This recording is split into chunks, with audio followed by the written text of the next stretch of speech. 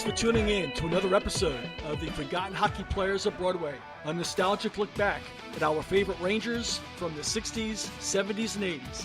I'm Tom Browning, along with my co-host Rob Berger.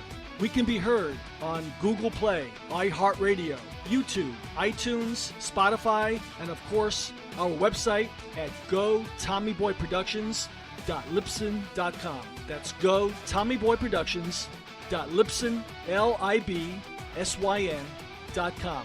Please check it out. You can capture all of our episodes on our webpage. You can contact us by just clicking on the contact bar. You can leave a message. We'd love to hear from you. Love to hear about the players that you would like for us to profile. Love to hear about maybe some of the seasons other than the 60s, 70s, and 80s that really made an impact on you as a fan. Again, we will be going off the menu every once in a while. We'll be talking about the current day New York Rangers, the state of the franchise, and again, we love to talk about previous playoff games, impactful trades that took place in New York Rangers history. So wherever you listen to us, please hit subscribe. It's free. So without further ado, here are your hosts, Tom Browning and Rob Berger.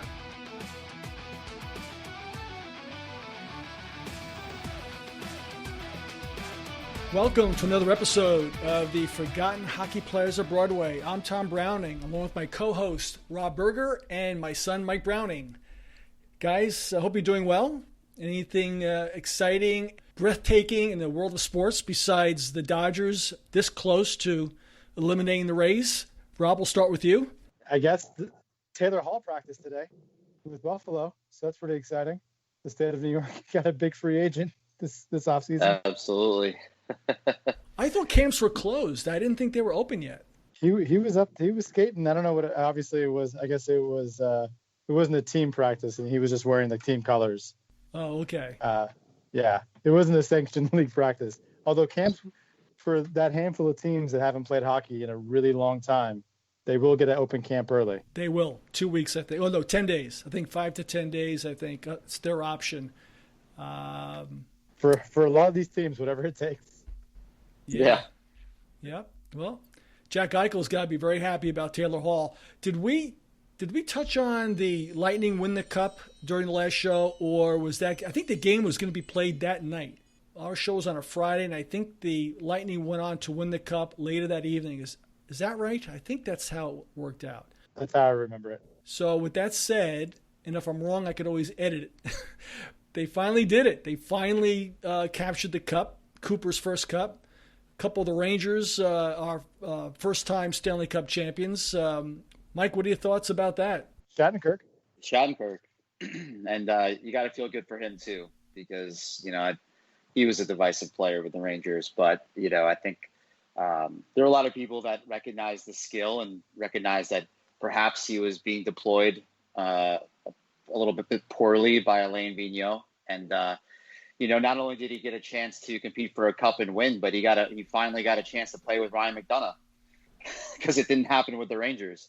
So, you saw how effective that pairing was and what could have been. But, you could go down that whole rabbit hole with, the Rangers never traded McDonagh or gotten rid of Shattenkirk. Would they have gotten Lafreniere and all that stuff? But it was good to see them win. And, last time we spoke, I wasn't sure about, how the playoff bubble would be, but I was impressed with the whole operation. And, I thought it was a lot more significant and, kind of more meaningful than I thought it might have been. I thought maybe playing in front of no crowd and, in the bubble arena might not really capture the electricity of the Stanley Cup Finals and the playoffs. But I think they did a really good job with that. And I think, I'm happy with the results and, good to see Tampa win. Yeah, they've been a bridesmaids for so long, and they were always, regarded as the favorite, the most talented team. I don't think I quite agree with their analysis of Shattenkirk. He just stunk with the Rangers. I don't think it was Vigneault. I just think Shattenkirk, for whatever reason, he had that early injury. Some say he came back too soon. I don't know. He was not the same player. But then again, he didn't have the talent around him also, I'm sure the Lightning probably covered for a lot of his defensive lapses that, with the Rangers, you couldn't hide from, I disagree. I think he played, all it took for him was to play with a talented left-handed defenseman, and I know the Rangers didn't have a guy like that, but going to Tampa Bay, he had a chance to play with Ryan McDonagh, which was obviously impossible. Oh wait, never mind. Ryan McDonagh was the captain of the Rangers when he was there, so it could have happened, and it was all Alain Vigneault who decided not to pair those two. So I think you got to give John Cooper credit for figuring that one out and identifying that Shattenkirk was an important cog in that championship machine, and realizing the player that he could be. And you have to wonder if maybe there was some kind of competing ideas within the Rangers organization about players that the front office wanted to get and how they would fit on the team and how they'd be deployed by the coach. Because, with Shattenkirk, it wasn't the first time, they went out and got a talented defenseman who never really quite seemed to fit in and then fit in pretty well elsewhere. It was, with Keith Yandel, the same thing happened. So kind of weird. Yeah, Keith Yandel's interesting analogy. I agree with that. Shattenkirk just never fit here. I don't know. Again, I don't think Vigneault wanted Shattenkirk's style of play. I don't think it was like a personal thing. I just don't think it fit into Vigneault's system. Well, it's funny. It's kind of a good segue to the player that we'll be talking about today and some other key players from that era, the New York Rangers, when the Rangers went from Herb Brooks to Ted Sater. But real quick, I guess, just wrapping up the Rangers, they got Lafreniere. He's going to be the face of the team, obviously. But obviously the king is no longer with the club. He signed with Washington. So real quick, Rob, your thoughts about the end of Lundqvist's career with the Rangers? And then Mike will get a real quick one from you, too. What are your thoughts? Well, I think we should save this for a full podcast for another time because I think everybody knows how I feel. There's 29 the fan base of every other team in the National Hockey League thinks Ranger fans are ridiculous for not cherishing their time with Henrik Lundqvist. And I think a lot of it has to do with he had a bad end to his career in New York, pretty much starting with how bad he was in the first round in 2016 and progressing from there. But all the numbers are pretty clear. He's not done. He wasn't an elite goalie this year, but he was more than serviceable as a starter. Especially you look all the numbers, the Rangers defense was very poor this year. I think he's going to be good in Washington. Those two goalies, I think he's a great backup. Or if they more of like a 1A, 1B, see him playing like 35 games, it'll be interesting. Mike, your thoughts? Yeah, it's going to be surreal to see him playing for another team, especially Washington, who's been, a rival for so long, and he's helped eliminate from the playoffs so many times, and has had those battles in the Eastern Conference playoffs. So yeah, it'll be surreal to play against them. But these things happen with Hall of Famers. A lot of them don't finish their careers on the team that they played Bingo. Most of them with. So it's happened before. But like I said, it's going to be surreal to see, and you can't help but root for him and hope he gets that career to kind of that Stanley Cup to kind of cap off his career. As long as it doesn't come through the Garden. Yeah, that's right. Let's be real. I mean, next year, I doubt the Rangers will be ready to compete. I think they'll be much better than they were the year before, but we'll see if they're a playoff team. But yeah, and if they do play in the playoffs, that'll be even more bizarre. See if these names ring a bell to you guys. Crawford, Waugh, Worsley, Plante, Hall, Terry Sawchuk, Cujo. All right. I rest my case. I rest my case. How does Cujo fit into? Wait, how does Cujo fit in this? Brodeur. Yeah, what is Cujo just a few Hall of Famers that did not go out crying. He didn't go out crying. Well, no, he didn't. He didn't go. And I think it's I think any discussion about Lundqvist, it'd be unfair to not include how much he's done for the community. And you could argue he's done in his time here. It's not even close. The amount of charity work he's done. He has been great for New York on so many levels. So that's a big loss to the community as well. Yep, huge heart and great guy, and you can only hope that his legacy is looked back on with the respect it deserves when the smoke clears of his career. Well, I think the Rangers are still in good shape with those two youngsters they have, and I think organizational depth. That's one of their strengths, is goaltending. So, he made an impact, obviously, and it's time to move on. And I think Rob, like you said, he'll be a good backup for the Capitals. I think that's what he is right now. He's not a starting goaltender; he's a backup. No shame in that. He's had a very long career in the National Hockey League, and I think he'll find his niche with the Capitals. But let's transition to our featured player today. One of my all-time favorites, and I'm just shake my head as to why it took me so long to put this guy on the lineup for the show. But Rexi Ruotsalainen, number 29, a very important player during my time with season tickets with the Rangers back in the early 80s. One of the most electric players. I think back to all the players I've watched with the Rangers, guys that grew up in the organization, guys the Rangers have acquired, including Pavel Bure and Jágr. But I don't think there was a player that was as electric in what he can do than Rexi Ruotsalainen. And watching this guy play and his ability with and without the puck was just really an incredible thing. And, there were people in the stands whenever he had the puck. It was tough to keep seated in your seat with this kid. He was that electrifying with those end-to-end rushes. His ability to make crisp, soft passes to his teammates. It's a shame he only lasted 5 years. And we talked about management's idea about how to utilize a player. We talked about Shattenkirk. We talked about Keith Yandel. Well, that was the situation with Rexi Ruotsalainen. He was a favorite of Herb Brooks. Herb Brooks was an international coach, right? The coach of the United States Olympic team, very well regarded worldwide. And he loved Olympic-style players. And, of course, Rexi Ruotsalainen was a big-time international player with Finland. And he really got along very well with Herb Brooks. And it wasn't until Herb lost his job and Ted Sater, who was an assistant coach for Mike Keenan with the Flyers, that both Mark Pavlich and Rexi Ruotsalainen, two very important Rangers from the early to mid-'80s, they couldn't handle Sater's button-down, defense-oriented style, and both asked to be traded. And they both went, I believe, to international hockey for a bit. Thinking back to Pavlich, I think he had a stint overseas before he came back to the National Hockey League. So it's funny how the coach's deployment of players as skillful as, in this case, Ruotsalainen, really changed the trajectory of his career. Rob, let's start with you. What was your thoughts about the research you did on Ruotsalainen? Well, yeah, so I come from a different perspective on this because my experience watching him as a fan is as a Kings fan and winning 2 cups with the Oilers. Yep.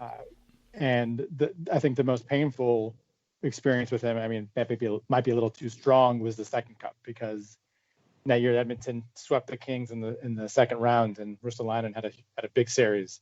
He wasn't Paul Coffey, but he had that smooth skating style for a European defenseman that there weren't a lot of those guys. A lot of those European tough guys came over in the 80s, but not defensemen like that. Offensive minded, and you make a great point. He was an active player with the Rangers. I mean, he didn't miss many games, played 80 games 2 years in a row. Offensive minded, 15 goal, at least more than 15 goals every year. He was in New York for a defenseman, and it's just a shame that couldn't have been prolonged. I would love to sit down and hear more of his story, why New York didn't work and why his game didn't fit. Well, it fit. I mean, he had a great first year. He was teamed up with Barry. But at the end. Oh, toward the end. Well, I think it was Ted Sater. I think Ted Sater played a very, very, very tight, similar to a Roger Nielsen type of coach, but even more so into the defensive piece of it, the defensive structure. But he was a perfect complement to Barry Beck. When the Rangers drafted him in the 6th round, he teamed up with Beck, who was a pretty good offensive defenseman in his own right, and Beck basically held the fort. He was going to be the intimidating presence out front and let Reijo do his thing. But I'll tell you, he was very close to Coffey. He was, from a skill standpoint, a skating standpoint, He had better lateral movement than Coffey. I think Coffey had more north-south speed than Reijo, Great. but Reijo had a lot of lateral movement. And I'll tell a story later about a goal I saw him score against the Islanders that was just, to this day, I still shake my head at it. Mike, what are your thoughts about what you've learned about Ruotsalainen?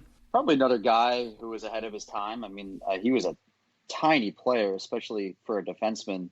I mean, you just didn't see, the prototype for players for defensemen back then was on the bigger side, on the more physical side. I mean, I think a lot of coaches probably had no idea what to do with him because they just didn't see players like him. His skating was so evolved, and his passing and his skill. They even moved him to forward, and and I think you see this problem even persisting even today, where you have this prototype of what a defenseman should be. Long, rangy guys who are physical and maybe not the best skaters.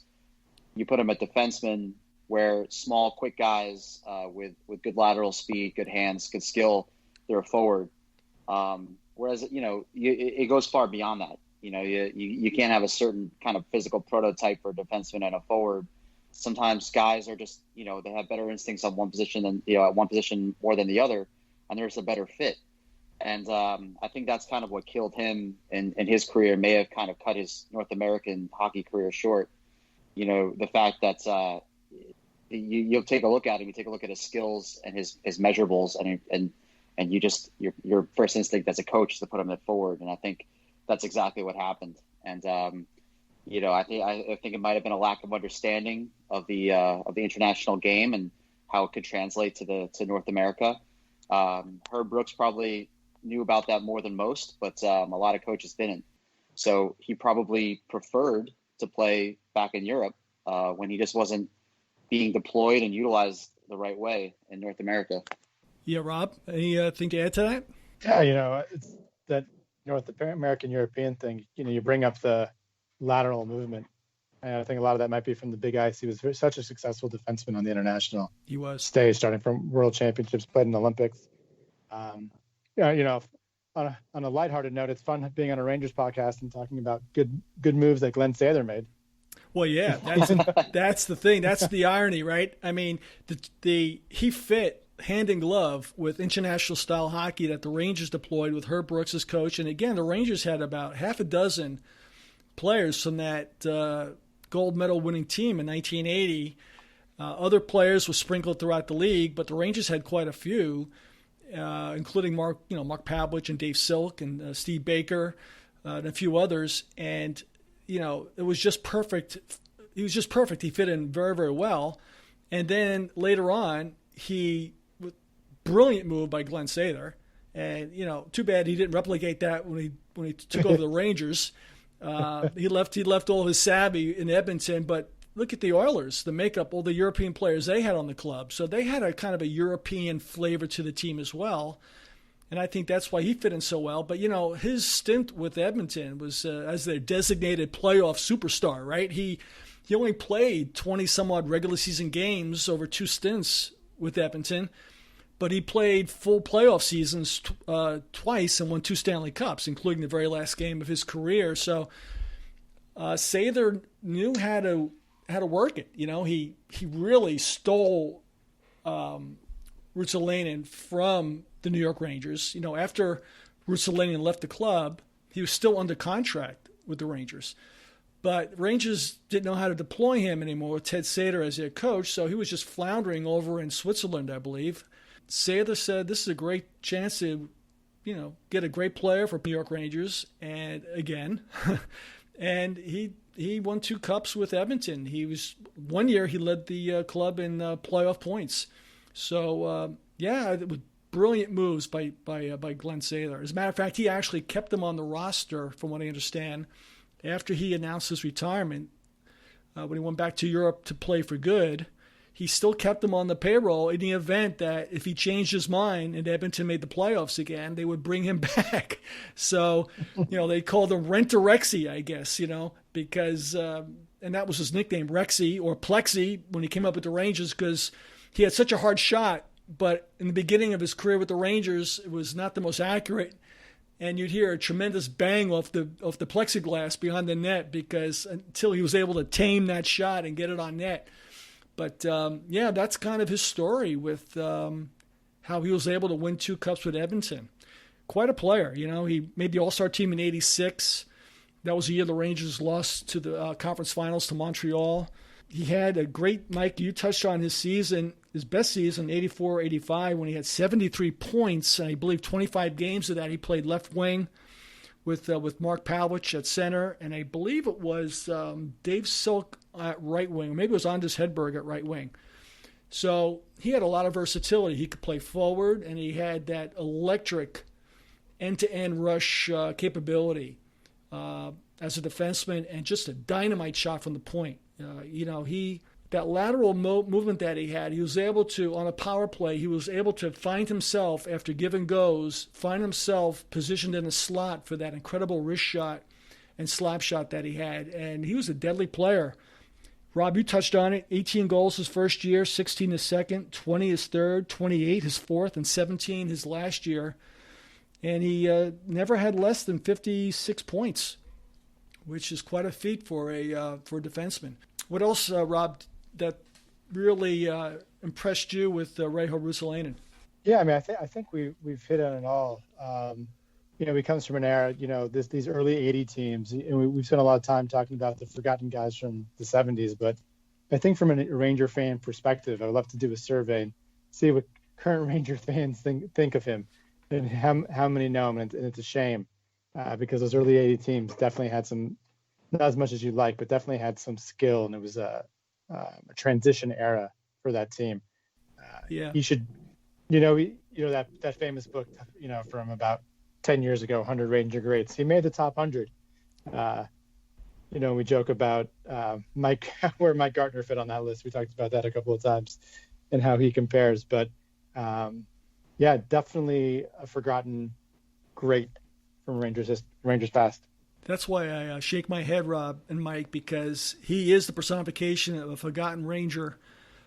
Really, if not a great player, just an excellent player, very, very close to great when he played those 5 years. And again, he is very, very little mention.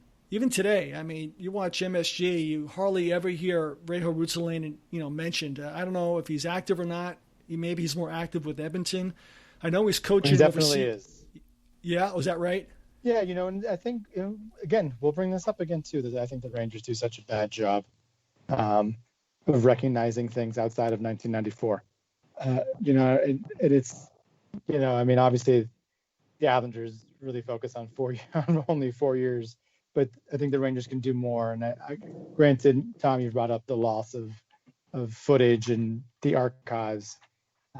But still, there's got to be a way where you could talk about these teams from the 70s and 80s and some of these players so they don't get forgotten just because they didn't, play in a couple of years in the early 90s. Yeah, hopefully we're contributing, helping that cause in some way, shape, or form, and there's so many other Rangers that I don't even consider that had a brief impact that were only on the club for a couple of years, and then they went off and had great careers with other teams, Mike Ridley being one of them, Mike Murphy, who you know about with the Kings, and sure. A lot of guys. Sheldon Kanengieser had a good career with the Penguins. There's a lot of guys the Rangers brought up. Of course, Middleton obviously is the one, the real big one. But there's a lot of guys that Kelly Miller. There's a lot of guys that had very, very good careers that had a cup of coffee. Or Moose DuPont. They came up with the Rangers and they were gone, and then they had just tremendous careers after that. But hopefully this show will keep it in the forefront. People are listening to us. The numbers look pretty good, and so we're getting some good reviews on YouTube. So it's good. I think, and there's a whole host of other players that we can touch on.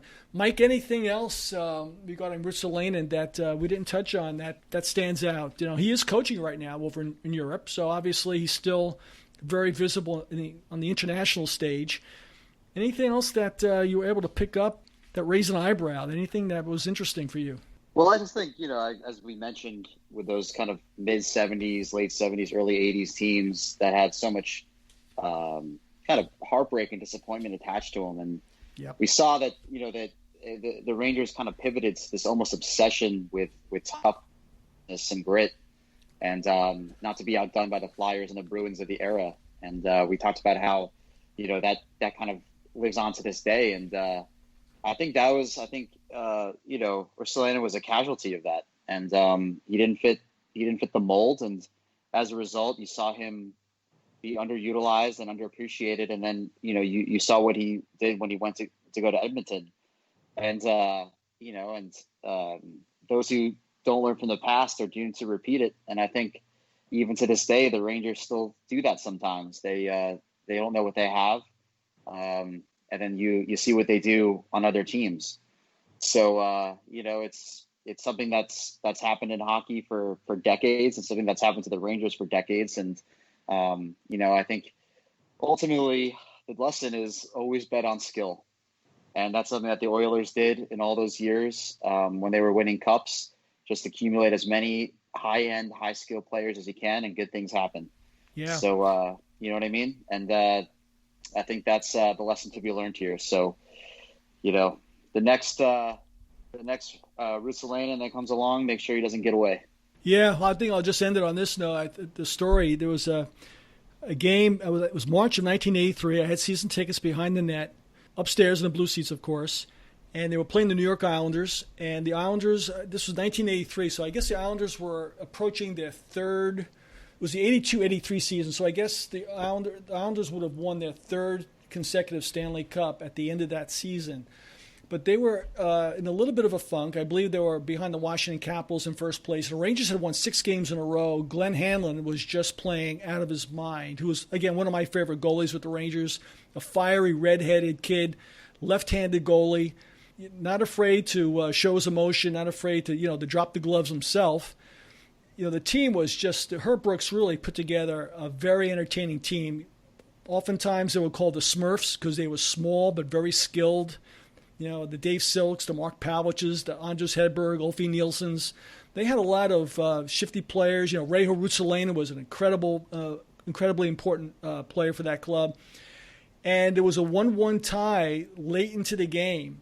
And it was just a back and forth. It was a playoff-style game because the Rangers needed to keep the momentum. The Islanders were trying to break the funk. And again, it was typical Rangers-Islanders at Madison Square Garden. Some Islander fans, the Ranger fans. Back in the 80s, of course, the Garden was one of the loudest arenas in the league. Now they're probably one of the quietest. And that's, I think, another show that we can do sometime is the evolution of the Ranger fan at the Garden. But the place was just electric. And it was a very entertaining game. Kelly Rudy was playing for the Islanders in goal, Glenn Hanlon for the Rangers. And it was about 4 minutes ago in the game, and Mike Bossy sent a cross-ice pass at center ice to Trottier, but Reijo was able to break up the pass in midair, and he, like I mentioned before, he had that lateral speed, so he was going down center ice, down the middle of the ice, over the blue line, and he saw Thomas Janssen right in front of him, and he made that lateral move to the left boards, right near the left faceoff circle, and as he was pulling away from the net, his weight was on his left foot as he was going towards the boards, right near the faceoff circle. He ripped an incredible wrist shot over the left shoulder of Kelly Rudy, top shelf, and he did this with incredible speed and agility, and the place it was one of the loudest regular season cheers for a goal that I've ever heard as a season ticket holder at Madison Square Garden. He just brought that place down. It was just an incredible goal by an incredible athlete. And the Rangers went on to win that game 2-1 to keep their winning streak going, and they wound up making the playoffs. And, of course, the Islanders wound up winning the Cup. But that was the type of goal that he would score often, just a type of play that would bring you out of your seat. So, there aren't too many players that had that electricity, that skill level, that speed that Reijo Ruotsalainen brought to the club. And a memory that I still, today, like it happened yesterday, is such a vivid memory that I have watching him play. Then, of course, he replicated that other times, and then with Edmonton winning 2 cups. So, that's kind of my last bit of memory to pass on to you guys about him. But let's just wrap up. Rob, any closing thoughts on Reijo Ruotsalainen or any other miscellaneous stuff you want to throw before we end the show? Well, we're less than 2 months from training camp, which is God willing. Quite a thing to say the week of Halloween. Yeah. Very strange. Very. But looking forward to it. It'll be a nice bonus when it comes. Yeah, it's disappointing that when the World Series wraps up tonight, or hopefully, or tomorrow night, when we're recording this, there won't be any hockey to turn on the next day. Yeah. We'll just have football on weekends, and that's about it. How about Tampa Bay becoming a real championship type of sports town with the Buccaneers having the year and Brady, and you have the Lightning winning the Stanley Cup, and you got the Rays in Game 7 of the World's. We're in Game 6 tonight, right? Game 6. Game 6 of the World Series. I mean, who would have thunk it, right? Well, the world's coming to an end, right? Tampa is the sports capital of America. Amazing. Unbelievable. Well, a great show, guys.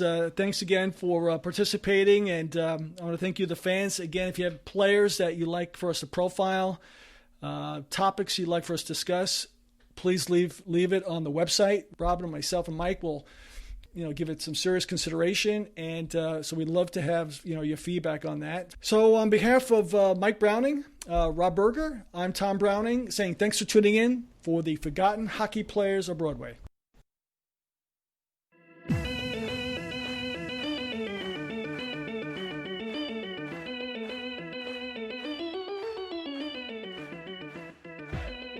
Thank you for listening. This has been a Go Tommy Boy production.